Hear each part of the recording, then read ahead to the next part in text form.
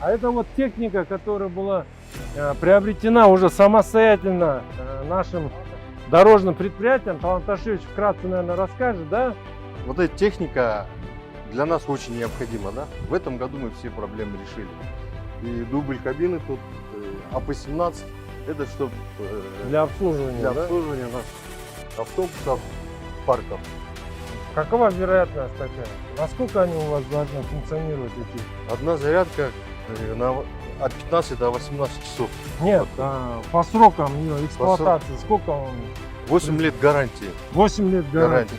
Давайте одну зарядку включите, мы посмотрим, как она, процесс зарядки, как он заряжается, как этот автомат срабатывает. У нас тут Так, двухсторонняя зарядка. И у нас зарядное устройство 100 киловатт, 300 киловатт.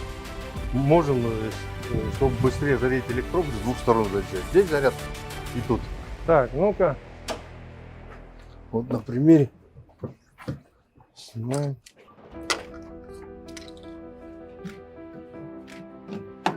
Ну, заряд пошел. 71 года. 71 года Построен. парк. В принципе, он прошел все обновление. В этом году мы завершили все работы, да. Уважаемые горожане, уважаемые участники сегодняшнего мероприятия, прежде всего это Дорожный совет 2025. Мы сегодня, это не просто очередной совет, это не просто очередное заседание, это новый формат. Как Алмаз Турузбекович отметил, у нас есть желание, есть воля к тому, чтобы общаться напрямую с теми, кто порой нас критикует. Мы сегодня пригласили международных экспертов, представителей других стран, которые реализуют подобные проекты на территории других государств, городах и так далее.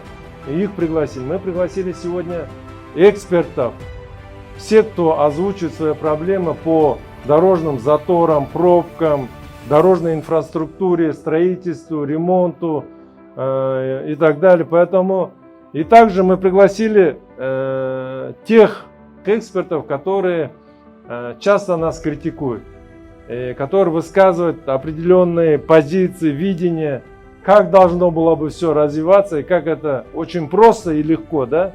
Мы их пригласили, к сожалению, пришли все, которых я обозначил, но вот диванные эксперты, к сожалению, может быть отдельная часть, которые так еще инкогнито нас критикуют или пишут, здесь есть, но те, с кем мы все время ведем диалог, они, к сожалению, не пришли. Мы сегодня за раз никогда не решим всех проблем, но сегодня мы готовы услышать, мы готовы принять те замечания, предложения, которые будут озвучены, принять на вооружение то, что мы реально сможем реализовать, и совместно с вами уже проводить контроль, мониторинг тех мероприятий, которые последуют за сегодняшним советом. Спасибо вам за участие и